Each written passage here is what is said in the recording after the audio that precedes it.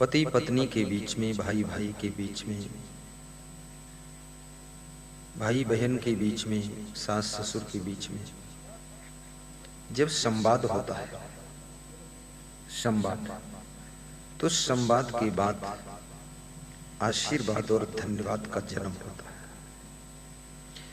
और जब दो के बीच में वाद विवाद होता है, वाद विवाद, तो आशीर्वाद और धन्यवाद दोनों खत्म हो जाते हैं और दोनों में महाभारत होती है। फिर अब ये कैसे संवाद हो सकता है? संवाद के लिए निर्मलता की बहुत बड़ी आवश्यकता है। तो विदुर जी से धृतराष्ट्र पूछ रहे हैं कि हे विदुर, मुझे रात को नींद नहीं आती है, दिन में चैन नहीं मिलती है, मन विक्षिप्त रहता है, कभी कभी डिप्रेशन, कभी कभी टेंशन में जिंदगी गुजर रही है। आओ विदुर, मेरे पास बैठो और कुछ मुझे ऐसा ज्ञान सुनाओ जिससे मेरे मन को शांति मिले। दुनिया में कुछ लोग ऐसे हैं, जब वे तुम्हारे पास में बैठते हैं तो भी तुमको शांति मिलती है। कुछ लोग ऐसे, सभी लोग नहीं। कुछ लोग ऐसे हैं, जब वे बोलते हैं तो तुमको सुख और आनंद की अनुभूति होती है। और कुछ लोग ऐसे हैं, जब उनकी तुम याद करते हो तो भी मन की टेंशन कम हो जाती है, मन सुख एहसास करता है। और कुछ लोग ऐसे भी दुनिया में हैं, जिनकी याद जब आ जाती है तो मन के अंदर दुख हो जाता है, क्रोध आ जाता है, गुस्सा आता है, बहुत बड़ा दुष्ट आदमी है। अब आपके जीवन में किन किन लोगों से रिलेशन है आपका, जिनको बहुत क्रोध आता है? वे लोग खुद ही अशांति भोगते रहते हैं, उनके साथ में रहने वाले भी चिंतित होते हैं। क्रोध लक्ष्मी का शत्रु है। जब आपको क्रोध अधिक आने लग जाए तो समझ लो अब आप लक्ष्मी विहीन हो जाएंगे, समृद्धि विहीन हो जाएंगे। और क्रोध सबसे पहले बुद्धि को खा जाता है। जब मनुष्य क्रोध बहुत करता है, बस बुद्धि धीरे धीरे कम हो जाती है। इसलिए गुस्सा और क्रोध ये करने से प्रथम आपका नुकसान है। और जिसके पास में बुद्धि कम हो जाती है तो उसकी जिंदगी में दुख बढ़ जाता है, सुख घट जाता है, समृद्धि खत्म हो जाती है और दुख की वृद्धि शुरू हो जाती है। जब तक बुद्धि कम नहीं होगी तब तक तुम्हारी जिंदगी में गरीबी नहीं आ सकती, क्योंकि बुद्धि बहुत बड़ी चीज है। जाको विद चाहे दुख दीना, ताकि बुद्धि पहले हरि दीना। ब्रह्मा जी जिसको दुख देना चाहते हैं, पहले उसकी बुद्धि भ्रष्ट कर देते हैं, बस बुद्धि खत्म। फिर जो काम करोगे उल्टा करोगे, आप डिसीजन भी उल्टा लोगे, गलत चीज खरीदोगे, गलत जगह रिश्ते जोड़ोगे, गलत लोगों के साथ पार्टनर में बिजनेस करोगे, गलत लोगों से पंगा ले लोगे, किसी को कुछ न कुछ जोश खरोश में बोल दोगे। शेर से भी तुम लड़ सकते हो, लेकिन रिजल्ट क्या होगा इसको पहले समझो। लड़ने को तो लड़ सकते, शेर के भी मूंछ उखाड़ सकते। कितने लोग जोश में बोलते हैं तुम्हारी मूंछें उखाड़ देंगे। अरे मूंछ तो अलग है, उसकी दीवार की एक ईंट उखाड़ कर देखो पहले, तो तुमको जड़ से उखाड़ देगा। ये गप्पा मारने से काम नहीं चलेगा। और कोई व्यक्ति दुनिया में किसी से कम नहीं है, बस जब तक वो ठान नहीं लेता है तब तक तुम्हारे में दम है। और जिस दिन वो ठान लेगा तो वो तुमसे 10 गुना आगे है और उसके सामने तुम कुछ नहीं हो, टमाटर की चटनी हो। जब तक वो ठानता नहीं तभी तक तुम गुंडा हो, बदमाश हो, डाकू। जिस दिन वो ठान ले तो वो तुमसे ज्यादा गलतियां कर सकता है। ये जो लोग गम खा लेते हैं ये बहुत बुद्धिमान होते हैं, नहीं तो गम नहीं खा सकते। अरे क्या बात करते हैं। गम खाना बहुत बड़ी बात है। मैंने सुना है एक साधु नदी किनारे बैठा था। कोई व्यक्ति आया, 2 रुपये दक्षिणा दिया। तो साधु ने 2 रुपये लेकर मुस्कुरा दिया, कहा फलो फलो आशीर्वाद। दूसरा व्यक्ति आया, वो साधु का कमंडल छीन लिया, लेकर भाग गया। तीसरा आया, साधु के एक लात मारा और गाली दिया और फिर चल दिया।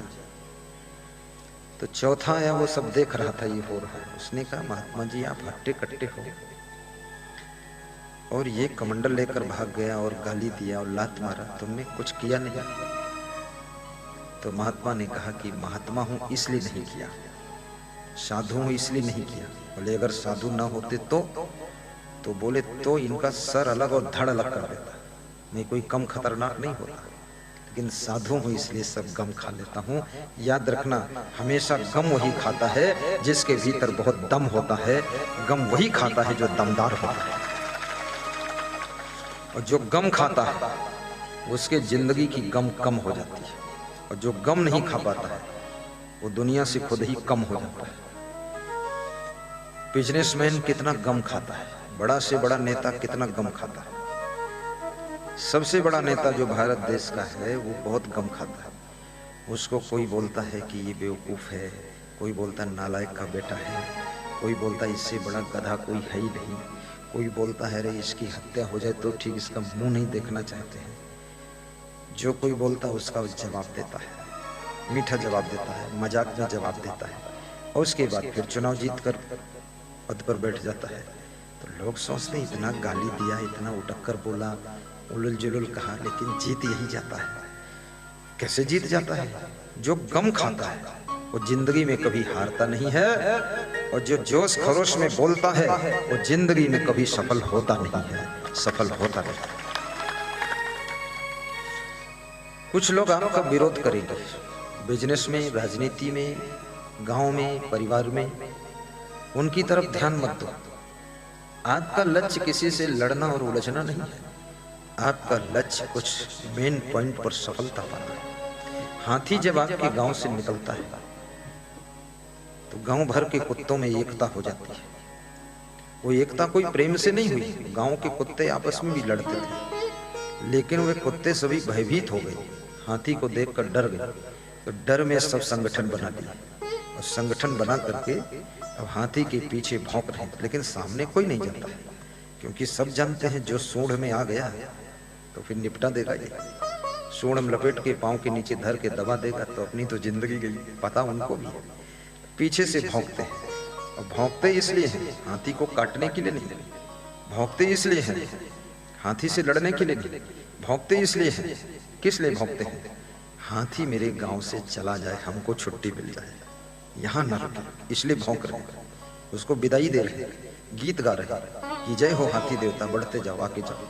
बहुत डरते हैं। योग्य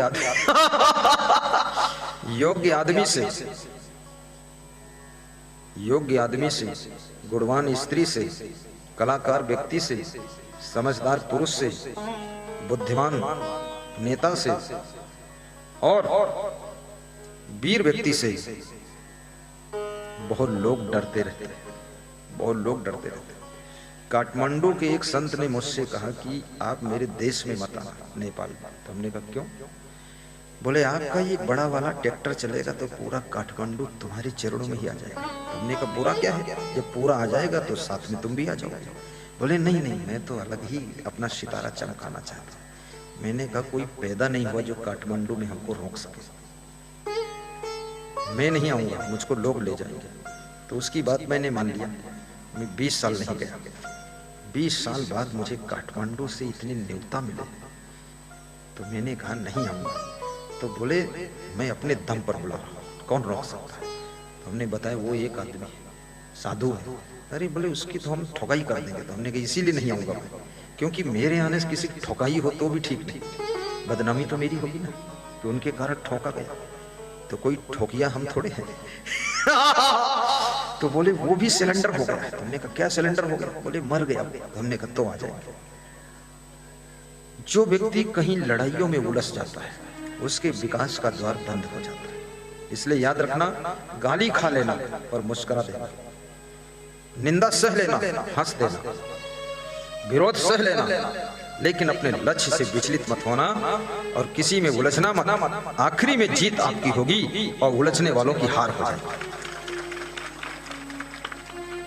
और आज का युग बहुत अच्छा युग है, सोशल मीडिया का युग है। किसी को गुमराह नहीं ज्यादा कर सकते आप। हर व्यक्ति के हाथ में मोबाइल है, फेसबुक है, व्हाट्सएप है, इंस्टाग्राम है, ऐप है और सब देखते रहते कौन क्या है। अभी पिछले गांव में, झाबुआ जिले में मेरा सत्संग था, भेरू बोरडी का। श्री कमलेश परमार, कमली बाई, नरेश देवल, लक्ष्मण सिंह ये सत्संग करा रहे थे।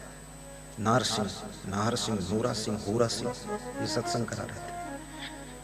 पहली बार वहां गया था तो कह रहे थे कि गुरुदेव आपका सत्संग करवाया हूं, लेकिन बड़ी मुश्किल से करवा पाया, पर ये सोच लिया था चाहे ट्रैक्टर भी बिक जाए पर असंग देव को लाना है। तो हमने कहा बिका? बोले बिका नहीं है, पर बिकने करीब पहुंच गया था। तो मैं पहुंचा तो मैंने 10-5 नेताओं से 1 लाख उनको दान दिलाया। बोले न ट्रैक्टर बिका, केवल प्रवचन हुआ, सबका कल्याण हो गया, सैकड़ों लोग गुरुमंत्र।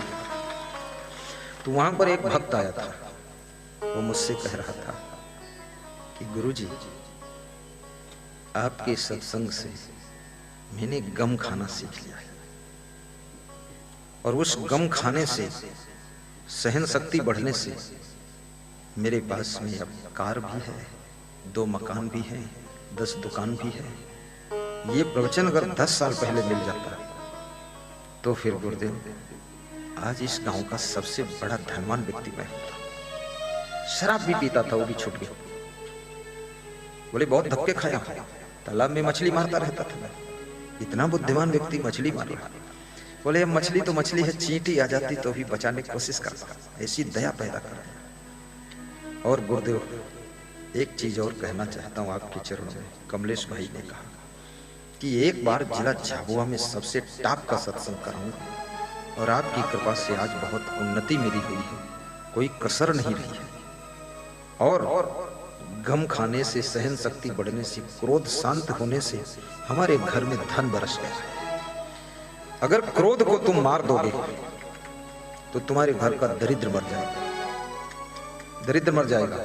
जिसकी पत्नी बहुत क्रोधी है, पति भी क्रोधी है, तो वे आपस में लड़ने से ही फुर्सत नहीं पाते, वो धन क्या कमाएंगे। उनका तो आपस में ही मल्ल युद्ध चलता है और 95 साल युद्ध चलता, हार जीत किसी को होती नहीं, ताल ठोक के रोज भिड़ते।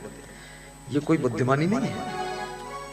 अपनी पत्नी की गम खा, अपने पति की गम खा, थोड़ा सासू की भी गम खा। इतने शानदार मत बनो, इतने पनगर मत बनो, इतना जोशीले मत बनो। अपने माँ बाप की भी गम खा। जो बेटे बहुत क्रोध करते हैं, गुस्सा करते हैं, माँ बाप की बात नहीं सुनते, उनको पता नहीं, हमको पता है, उनका भविष्य बिगड़ रहा है, भाग्य बिगड़ रहा है। जो माँ बाप की आज्ञा मानते हैं और माँ बाप की डांट को सह सकते हैं, जो सास ससुर के कंट्रोल को सह सकती है बहू, वो बहू नहीं, धीरे धीरे देवी जैसी पूजनी हो जाती है, देवी जैसी पूजनी हो जाती है। ये जितनी देवियों के मंदिर हैं, सीता जी कौन थी? वो भी तो जनकपुर की बेटी थी, राजा जनक की बेटी थी, मिथिला से आई थी। आज उनकी पूजा हो रही है। पूरा एड्रेस है, मैं जनकपुर सत्संग कर चुका हूं नेपाल में। तो सीता जी का घर भी देखने गया तो घर का रूप बदल गया है, मंदिर वंदिर वहां बना है, पूजा हो रही है। लेकिन याद रखना, जब सीता जी इतनी पूजनीय हो सकती है तो आप भी तो किसी की बेटी हो, आप भी तो किसी की पत्नी हो, आप भी किसी की बहू हो। तो आप पूजनीय न बन पाओ कम से कम, लेकिन निंदनीय तो न बनो कि हर अवगुण आप में दिखाई दे। सीता जी में कितने गुण हैं। कौशल्यादि सासु गृह माही, से वही सबहि मान मद नाही।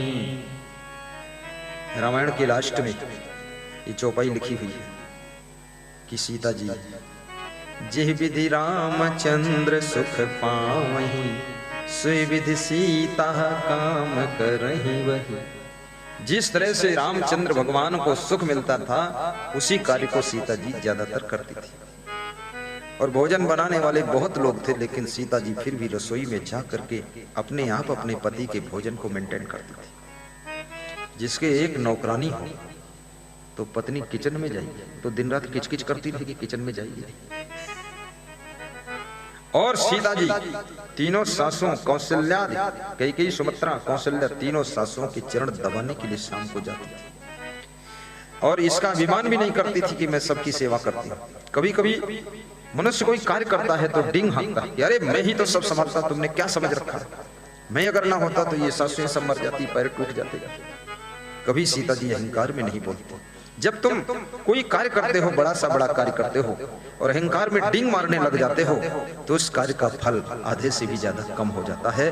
और जब बहुत बड़ा कार्य करते हो और बड़ी नम्रता धारण करते हो और फिर भी कहते हो कि सबके सहयोग से हुआ है तो उस कार्य का जो फल है वो 10 गुना ज्यादा मिल जाता है। बोलिए सद्गुरुदेव की जय।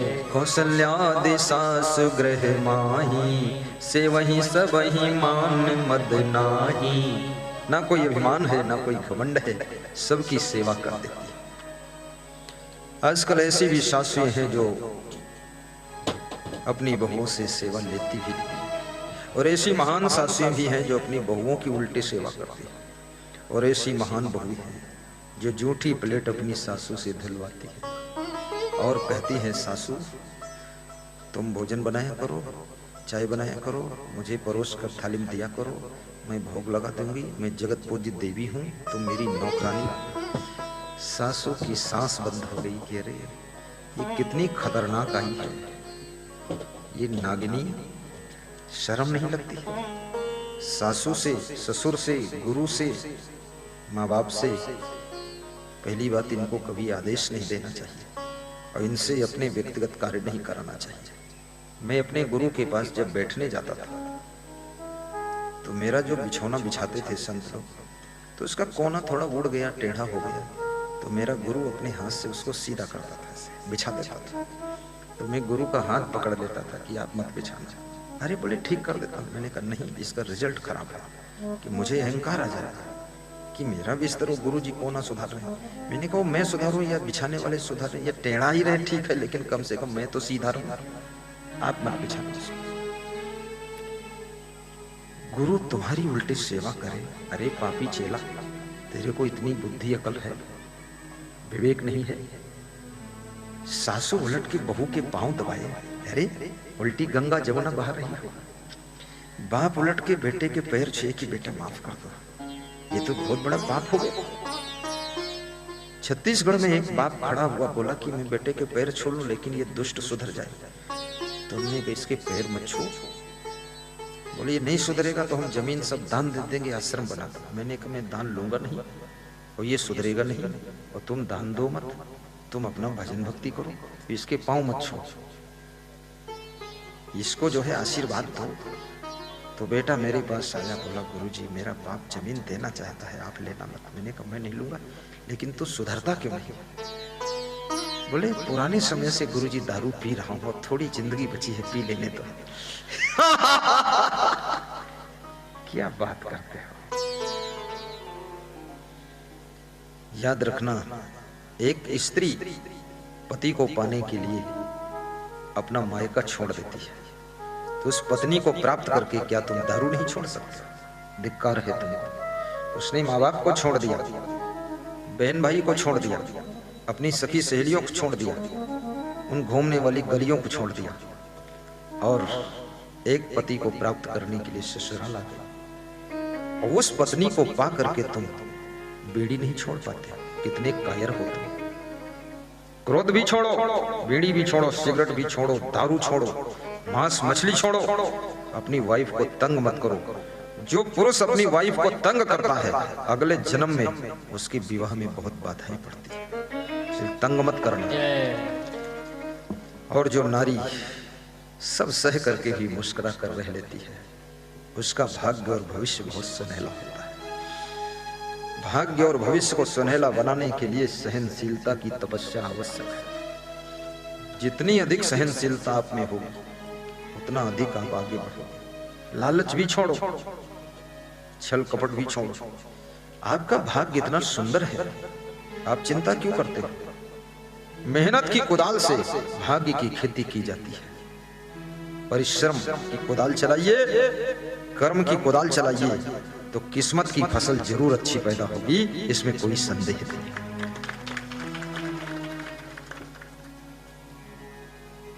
किसी को ठगने की जरूरत नहीं।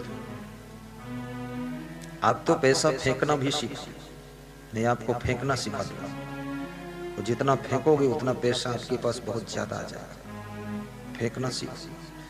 तुम पैसा फेंकोगे नहीं तो कम हो जाएगा। मनोज भाई पटेल आनंद गुजरात के भक्त अयोध्या के कार्यक्रम में दर्शन के लिए आए। उनको रिसीव किया हवाई अड्डे पर घनश्याम दास गुप्ता, किरण गुप्ता ने, अनिकेत गुप्ता ने हवाई अड्डा लखनऊ में। रात उन्हीं के यहाँ ठहरे। मनोज भाई पटेल गुजरात में गया था अभी सत्संग में, वहां मिलन हुआ तो बोले घनश्याम दास गुप्ता क्या आदमी है, नोटों की गड्डी जेब में रखता, दिन भर बांटता रहता है। तो हमने कहा पूछ लो नोट आते कहां से? बोले बड़ा भगवान रूप है, बंदरों को केला खिलाता है, चिड़ियों को दाना चुगाता है, भिखारियों को रोटी बांटता है, गायों को चारा देता है डेली, और आपको भी इतना बड़ा आश्रम बनाकर दान कर दिया है, और फिर भी उसके पास नोट। बोले मैं तो उसको देख करके मैं भी अब फेंकना सीखा। तो मैंने कहा कुछ आया फिर फेंकने से, बांटने से? बोले आया है, अब कनाडा जा रहा हूँ, वहां से अमेरिका जाऊंगा, वहां से 11 लाख लाकर आपको दान दूंगा और बाकी अपने पास रखूंगा, प्रवचन कराऊंगा। अब वो व्यक्ति, कृपया सभी से निवेदन है, कोई मोबाइल से यहाँ बात नहीं करें। किसी की आवाज आ रही है, कौन आदमी है जो मोबाइल से? चलो पकड़ो उसको, क्यों नहीं जाते? मोबाइल उसका जमा करो, दे दो भाई मोबाइल दे दो, ये दान कर दो, बात मत करो। बस कोई यहाँ बात नहीं करेगा। जिसको बात करना बहुत जरूरी है चुपचाप निकल जाएगा, दूर से बात करके आ जाएगा। और बात मत करो, जिंदगी भर बात किया है तो इतना ही डेवलप हुआ है। और आज अगर 2 घंटे बात नहीं करोगे तो ऐसा नहीं कि सब डेवलप बिगड़ जाएगा, डेवलप और ज्यादा हो जाएगा। मैं भी तो मोबाइल में बात बंद किया हूँ कि नहीं? प्रवचन कर रहा हूँ, बात करूँ तो प्रवचन कैसे है? मोबाइल में कोई बात नहीं, डिस्टर्ब होता है। ये जो मैं प्रवचन सुना रहा हूँ ये रटा रटाया नहीं है, ये माइंड बिल्कुल बैरिस्टर सुपर बैरिस्टर का काम करता है। और सोच सोच के रोज सुनाता हूँ। दिमाग में तुरंत रेडीमेड जलेबी बनती ताजी, वो निकाल के गरम गरम जलेबी बांटता हूँ। और तुम हमारी जलेबी वाली कढ़ाई ही उल्टे दे रहे हो तो जलेबी कैसे निकले? इसलिए शांति से बैठना है, कोई बोलना नहीं, चुपचाप। गम खाना बहुत अनिवार्य है। और जब तुम दान करने के लिए मन में सोचते हो, किसी की कन्या के विवाह में, आदर्श कन्या विवाह में, कहीं भी सहयोग के लिए सोचते हो, तो ये आपका भाग्य संवरना शुरू हो जाता है। भाग्य बहुत चेंजिंग लेता है। आप सोचो तो सही, अभी मैं गुजरात में था, पावागढ़ के पास में नवाकुआ गांव, महंत श्री भीतर साहिब आयोजक थे। तो उनके आश्रम में हमने 1,01,111 दान दिया। देखो आज बोला शाम को दान दूंगा, और कल दे दिया।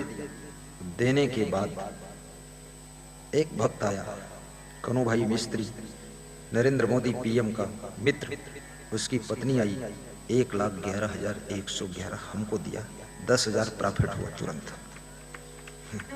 हमने उनको दिया महात्मा जी को, और लोगों से दिलवा दिया, 3 लाख उनको मिल गया दान, हम भी दे दिए।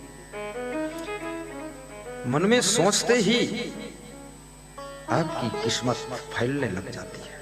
अच्छा सोचो, बड़ा सोचो, जल्दी सोचो, समय पर सोचो, शुभ सोचो, परोपकार के लिए सोचो, परमार्थ के लिए सोचो, धर्मार्थ के लिए सोचो। याद रखना, अपने पेट के लिए तो पशु पक्षी भी सोच लेते हैं, अपने बच्चों के लिए पशु पक्षी भी सोच लेते हैं, लेकिन जो दूसरों के लिए सोचता है उसी का नाम इंसान होता है, उसी का नाम इंसान होता है। और जो दूसरों के लिए नहीं सोचता है वो इंसान जिंदगी भर परेशान रहता है। सोच कर देखो, तुम जब परोपकार के लिए तुम एक कदम आगे बढ़ाओगे तो परोपकार का पुण्य आपके रास्ते में आने वाली बाधाओं को स्वयं साफ करता चला जाए।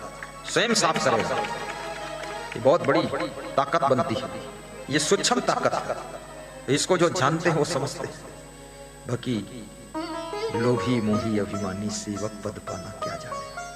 सेवक का कार्य, अभिमानी व्यक्ति सेवा नहीं कर सकता, क्योंकि वो झुकना नहीं चाहता किसी के साथ। अहंकार सेवा नहीं कर सकता। लोभी सेवा नहीं कर सकता, क्योंकि वो 1 रुपया खर्च करना ही नहीं चाहता। मोही सेवा नहीं कर सकता, क्योंकि वो घर छोड़ना ही नहीं चाहता। वो मोह के जेल में बंद। सेवा वही कर सकता है जो मोह के कारागृह से थोड़ा निकल सकता है, जो लोभ के दलदल से पार हो सकता है, जो क्रोध की ज्वाला को बुझा सकता है, प्रेम की धारा बहा सकता है, और जो अहंकार की चट्टान को तोड़ सकता है और नम्रता की नदी प्रवाहित कर सकता है, वही किसी की भी सेवा कर सकता है। और जो सेवा करता है, सेवा ही उसके लिए उत्थान की सीढ़ी बन जाती है, और फिर वो अपने विकास की मंजिल को छू लेता है। बोलिए सद्गुरुदेव की जय। ऐसे हमारे धर्म शास्त्रों में बताया गया। हिंदुओं में, यहाँ कोई मुसलमान भाई है? हाथ उठाओ। कोई नहीं, मुसलमान नहीं। क्यों नहीं है? नहीं है इसलिए नहीं, और क्यों नहीं? मुसलमान नहीं आ सकता है, मुश्किल है उसके लिए। क्यों? क्योंकि इसकी मुल्ला मौलवी उसको आने भी नहीं देंगे, और आ गया तो उसको टाइट करेंगे, और आज ज्यादा आ गया तो उसको फिर सही भी कर देंगे। ये भी हमारे देश में बहुत बड़ी मूढ़ता भरी हुई। जिस सड़क पर हिंदू निकलता है, उसी सड़क पर मुसलमान निकल जाएगा। लेकिन जिस सत्संग की अमृत वाणी को हिंदू सुन रहा है, मुसलमान बैठकर नहीं सुन सकता है। जिस सूरज की रोशनी को हिंदू, मुसलमान, सिख, ईसाई, जैन, यहूदी, पारसी सब ले रहे हैं, लेकिन गुरुदेव की ज्ञान की रोशनी को एक साथ बैठकर लेना मुश्किल होगा। कितने गुरुओं ने इतना भेद पैदा कर दिया है कि तुम मेरी कंठी पहने हो, कोई गुरु पास जाना मत। ये कौन मना करता है? जिसका माल कच्चा है, वो सोचता है दूसरे गुरु पास जाएगा तो मुझे छोड़ देगा, क्योंकि स्टैंडर्ड माल मिलाते हुए त्याग कर देगा, ये कंपनी खत्म। इसलिए वो रोकता, बेईमान आदमी। और एक भक्त कह रहा था, मैं सबका प्रवचन सुना, उसके बाद तुमको सिलेक्ट किया कि तुमसे ही गुरु मंत्र लूंगा। राजगढ़ में, बोड़ा गांव में। तुमने कहा मुझे क्यों चुना? बोले सबसे पहली बात तुम बाल ब्रह्मचारी हो। हमने कहा दूसरी बात? बोले साफ सुथरी बात बताते हो, लाग लपेट इधर उधर कुछ नहीं, पाखंड आडंबर कोई बात नहीं। हमने कहा तीसरी बात? वो से तीसरी बात, तुम इकलौते साधु हो जो ठहाका मारकर हंसते हो और रोते हुए को भी हंसना सिखा देते हो, इसलिए आपको गुरु बनाऊंगा। बोले जो प्रवचन रो रो कर सुना रहे हो उनके पास मैं क्या जाऊं, मैं तो पहले से रो रहा हूं। मेरे को कोई हंसना सिखाए, भाई जिंदगी सब बर्बाद हो गई, माया में बहुत दुख है जिंदगी में। और वास्तव में भगवान कृष्ण का स्वभाव हंसना था, भगवान राम का स्वभाव मुस्कुराना था, और कबीर का स्वभाव प्रसन्न रहना था।